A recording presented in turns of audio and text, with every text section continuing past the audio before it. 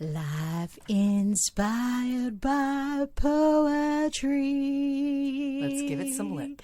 Ta-da! All right. Well, welcome to our first podcast. This is the inaugural LIP podcast, Life Inspired by Poetry. And the purpose of this podcast is to really look at how poetry informs so many aspects of our life, and understanding how poetry can give us insight into relationships, insight into philosophical ideas, and insight into our own psyche as well. My name is Dr. Ginna Brock, and I am a lecturer at the University of the Sunshine Coast. I am the unit coordinator for our creative writing and publishing program, and it is so wonderful to have you listening with us. And I am not alone. Luckily, I have a lovely co-host, T.B. Harriet. T.B., tell us a little bit about yourself. Oh, thank you so much. And it really is a pleasure to be here. The idea of how much poetry can do for one is just not, it's an inexplicable, right? It's for each of us, it's very different. I'm T.B. Harriet, and poetry has been fundamental to my being since I was about 9 years old.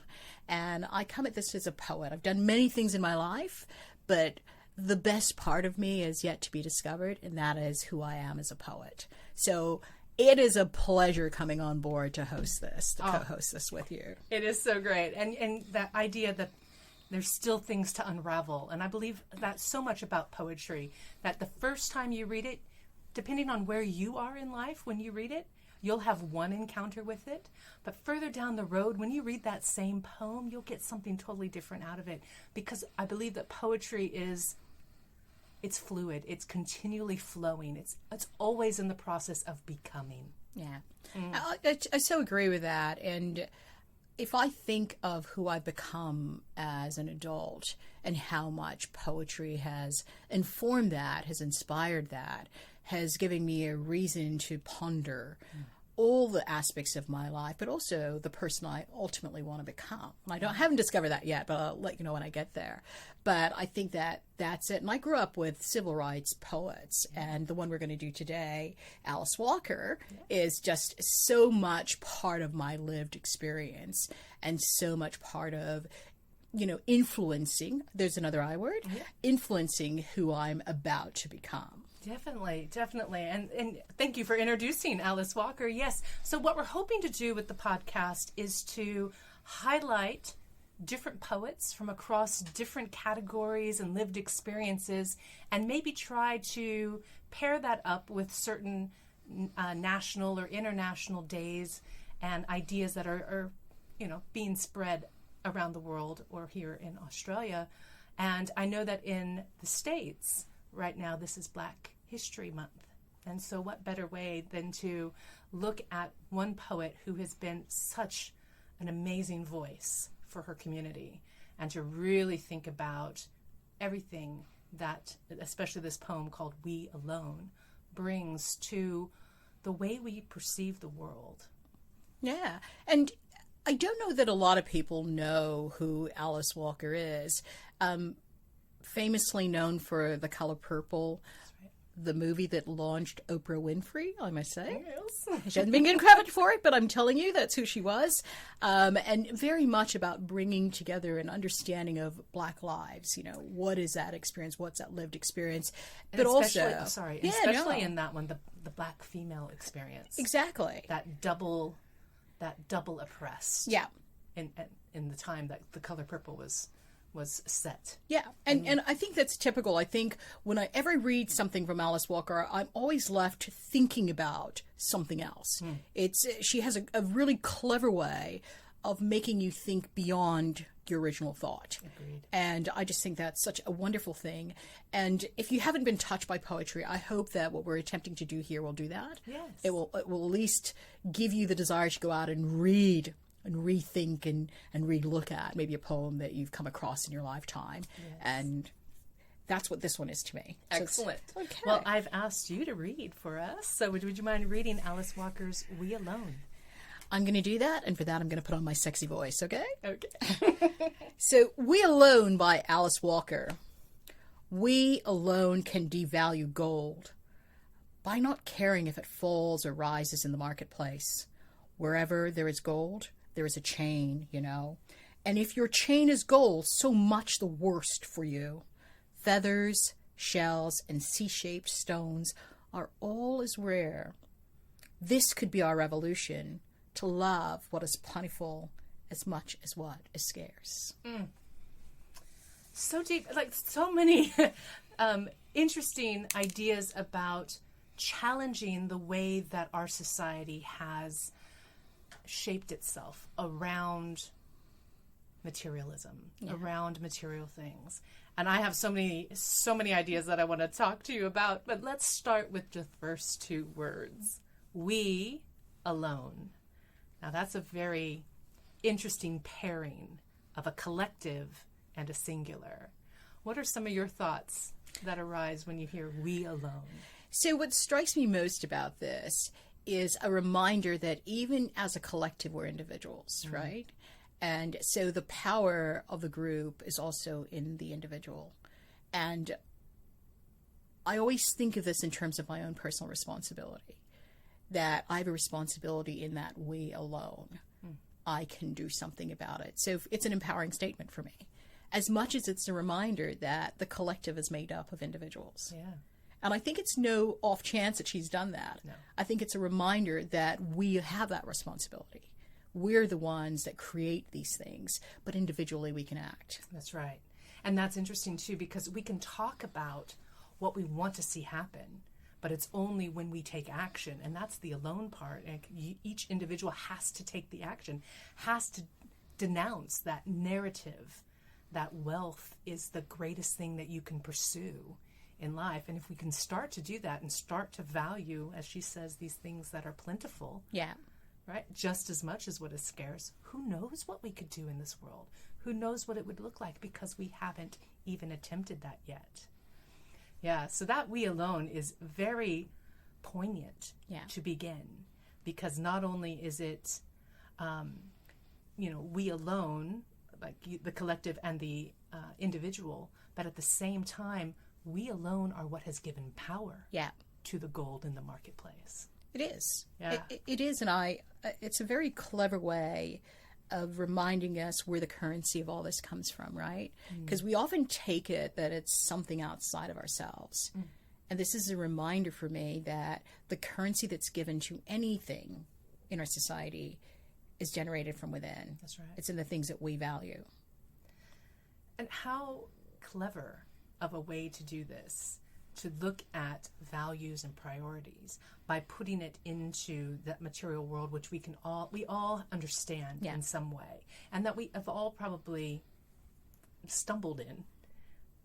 We're not all minimalists and just living what we need and taking care of ourselves. We are part of this community that tells you the next iPhone is better than the last. Yeah. And we get on that kind of treadmill of buying and replacing, instead of just enduring with what we have and making the best of our circumstances. And she's done this, I think, in a clever way throughout. Like if I look at the next line down where she talks about wherever there is gold, there's a chain. So, symbolically that chain is like the output of whatever we bring currency to. And in the links of the chain, so like you say with the iPhone, it's the next one and the next one and the next one, because chains are formed by these links, right? So it's, if you link the original thing you valued back to these links, you're going to see that it's continuing. And we build those links. We do. We build the chain that ultimately ensnares us. Yes. And the chain's also symbolic for the shackles, right? So if I think about Alice Walker, and if I were to second guess what she was coming out with this, or how I'm interpreting it, is that the being bound by the chain, yes, it's an asset, but it's also a shackle. That's right, exactly. Right? And we're now in this construct that we can't get out of. We seem to be really weighed down by it. Yes. Because we've placed value on it. That's right. Yeah. And isn't that interesting that the weight of it is actually crushing us? We're pursuing the very thing that is going to ruin us. And it's become the worst of us, right? It has. So instead of it being this abundance that we can all share and society is better, Yeah, it's to the do worst of good. us. Yeah, It to do becomes the good worst with of us. it instead of hoarding it. Yeah. And that's, I think, what we have become as a people. And we have to start thinking it. And I think about this. I go to bed at night reading this poem as a reminder of what it's all about, you know, where we're heading, where I want to be in my life. And all so much the worse for us, right? This is not a good place, right? So it's a reminder it's not a good place. Because for all of that asset, it's the thing that shackles us to this construct that's maybe not getting us to where we need to be. That's right. The speaker in this poem is definitely pitying the person who is ensnared by this narrative that has consumed us. What was interesting, I think, also in the next section where it talks about feathers and shells and stones, if you've ever had children or been around children, these are the things that they find the most precious. Yeah. Look what I found, you know, and it's the most amazing thing. And somewhere down the line, we lose that. Yeah. And it becomes, again, that pursuit of wealth. Yeah. And they're light. They're in abundance. Yes. They can be found in many places and can be enjoyed by many people. Right. So it's a reminder that we don't have to place value in those things. There are lots of things that we can place value in. And maybe if it takes us back to the time when we were kids and those things that we value the most, how far away from that we are today. That wonder. Yeah. You know, even if it's something that you've seen before, each one was just a little bit different. And you couldn't wait to share that with somebody else. I still do that today, by the way. Me too. We live on the sunny coast, so it's a brilliant place to be. It is. Just a reminder. It is a very beautiful place. And that kind of tension that she brings in through everything that she's mentioning here, but the devaluing gold, the marketplace, and then the difference between the feathers and the stones. The last stanza there talks about both something that is plentiful and scarce. Yeah. And it's very interesting to offset those two ideas, you know, that kind of conflict. Yeah. And if we take it out of the material and into something kind of ideological as well, then the thing that is plentiful are people. Yeah. And putting your value in people that are around you, and not, you know, only putting value in certain ideal of a person. Yeah. Like seeing what's around you and just really taking joy of what it is that's in your life. And I think what I like best about that stanza is the revolution. The thought that it takes a revolution to change the track that we're on. That's right. So this poem was written a very long time ago, but the thought that let this be our revolution. Back to that collective. Back to that collective, that we can change this. We can get on a different ship. We can do whatever we want. Let this be that. That's right. You know? And a reminder that we don't have to just value the things that not everyone has access to. We can value the thing that we can share. That's right. You know, that will make society a much better place. Yeah, and not to hide that. Yeah. Thinking, oh, well, they've already seen that before, or they've already heard something like that before, or no, say it again, say it often, whatever it is. Take joy in those plentiful things that are abundant, because you know what, they could disappear someday. Good. And then you always look back, and hindsight is, oh, I wish I would have. And then we'll value it. And then we'll value it, exactly. Then we'll go, we need more of this, we need more of this, right? That's right. Just a reminder, do not take for granted what we have today. Yeah. Appreciate it for what it is, share it, access to it, all of those things. So we talk about this in our society, but golly, we don't practice it. No. And imagine if we did. Imagine. Yeah. And what are those steps? How do we stop to be in this rat race of life that tells us like we are on that hamster wheel, chained to this idea? Because, I mean, so much of what we even need to survive has to do with the idea of gold or money. Yeah. Where can we start to inject some real change? And how can we just, again, think about how our society is shaped and what we can do in order to make it more collective but each of us alone are taking steps to do this.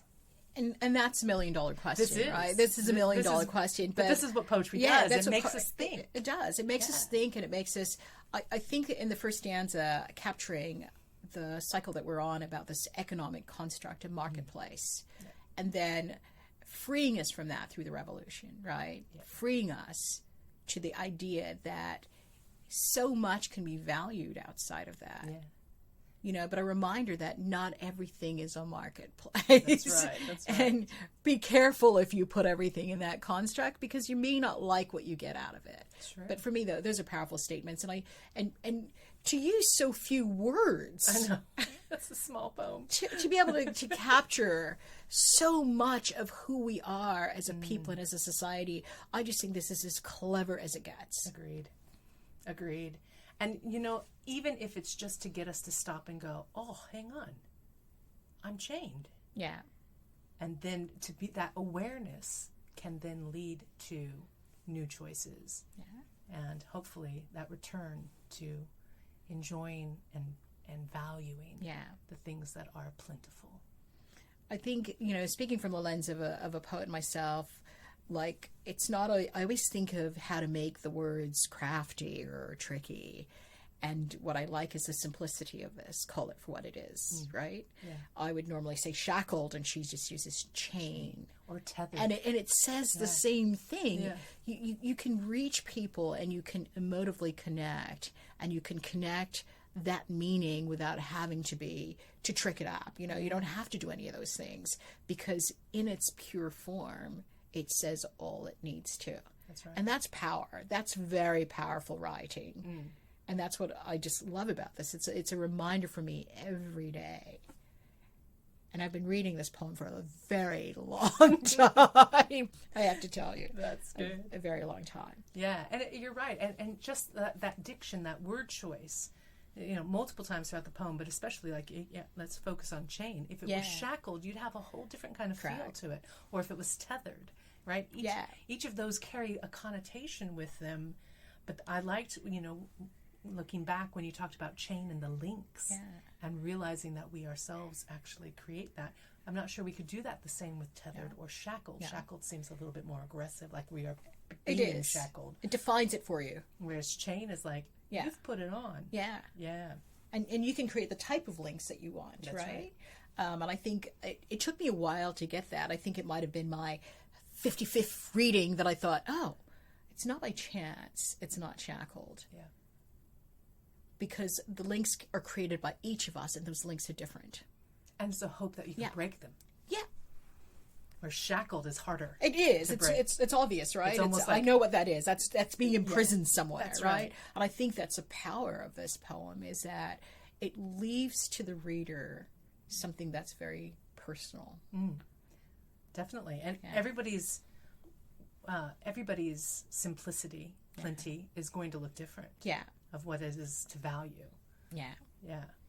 Oh, that's a great poem. Yeah. It's a good one to start with. I have to tell you that I hope that what we're trying to do here about appreciating the value of the creative intelligence in our society is something that catches on. Same. Because if your lives have been touched by poetry in the way that my life has been touched by poetry, it'll make sense, right? You'll know why we're doing this. That's right. And I'm really happy that we started with Alice Walker, because the power in her writing is like next to none. Like she's really up there for me in just how she doesn't overdo it. There's nothing overextended. Economical use of words. Exactly. I was going to say the budget dictionary. Yeah. Same thing. The budget dictionary that I can appeal to the most people by not making it out of reach. Right. And doesn't try to answer it. No. Just tries to put it up like a mirror. Yeah. Hold up a mirror to society. Yeah. Really loving this one. Excellent. Loving this one. Oh, well, thanks for joining us on this first one. And hey, who knows? Maybe we'll get some guest poets in from time to time, and we'll really see where we can take this podcast. So thanks for joining us. And this is TB signing out. It's a pleasure. And I do hope you are touched in this Black History Month by African American poets who have made such a contribution in the words that they've used, their impact on society, and for all the hard work that they've done. That's right. And if you are facing any issue or you're contemplating things, all you got to do is give it some lip. Okay. All right. Thank you, guys. Bye.